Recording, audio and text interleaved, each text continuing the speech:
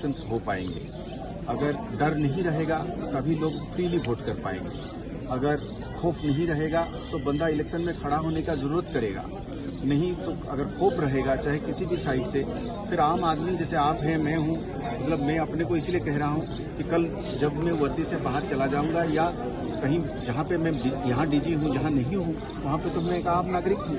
कल अगर मैं जरूरत करूँगा कि मैं भी इलेक्शन लड़ूँ या वोट डालूँ तो उसके लिए एक बगैर खौफ वाली एक माहौल बननी चाहिए। उस माहौल को कैसे हम बरकरार रखना चाहेंगे, उसके लिए हमें इस चीज़ की फिक्र है और हम उसको मेंटेन करने के लिए कभी कभी हमें उस चीज़ को लेकर पत्थर भी पड़ते हैं, पर हमें इस चीज़ की एहसास है कि चीज़ों को दुरुस्त रखने के लिए, सड़क को शांत रखने के लिए, एक बेखौफ माहौल को बनाने के लिए हमें कुछ लोगों के खिलाफ कार्रवाई करनी पड़ती है। Sir, any message to the masses? Sir, any message to the masses and the police down the lines?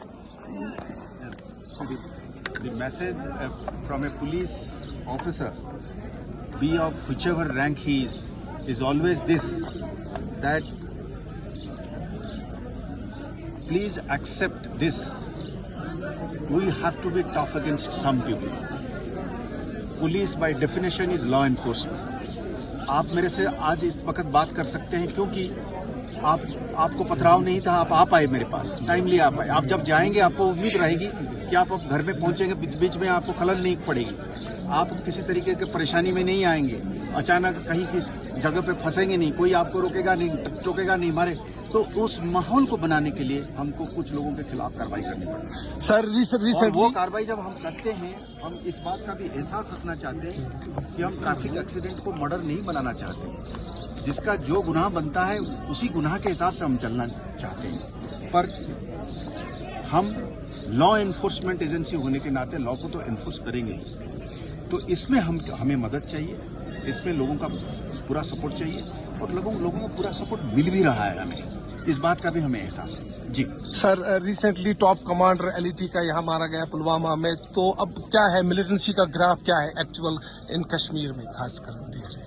ऐसा है, मैं कहीं और एक जगह पे मैंने ये बताया कि हम एक टेररिज्म जो रेजिडेंट टेररिज्म से हम फॉरेन टेररिज्म की तरफ जा रहे हैं। रेजिडेंट टेररिज्म का मतलब हो गया कि हमारे अपने लड़के जो तादाद में जो है शामिल होते थे वो कम होने लगा है।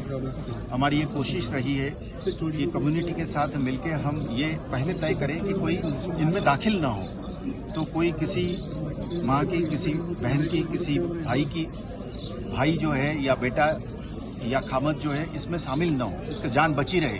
और जब इस तरीके का कोई भी रिक्रूटमेंट होता है, हमारा पहला ये कोशिश रहती है कि गया क्यों, उसको कैसे रोका जाए। तो उस जो कोशिश है उसकी वजह से आज आप देखेंगे कि तादाद में कम हो गया है। जब तादाद कम हो गया है तो जानें बच रही है, जब जानें बच रही हैं तो घर आबाद रह रहा है, जब घर आबाद रह रहा है तो वायलेंस कम हो रहा है। हम ये चाहेंगे कि ये किसी की घर न टूटे, कहीं पे भी किसी के घर के आंगन में कोई भी किस्म की बातमदारी ना हो।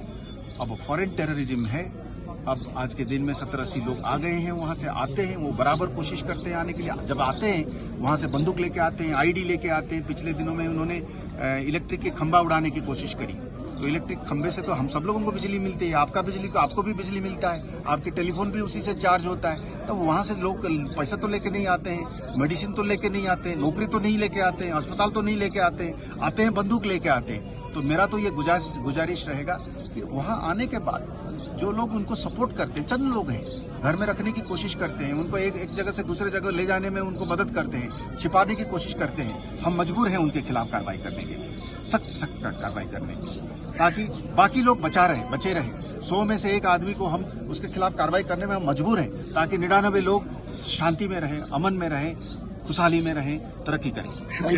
Thank you.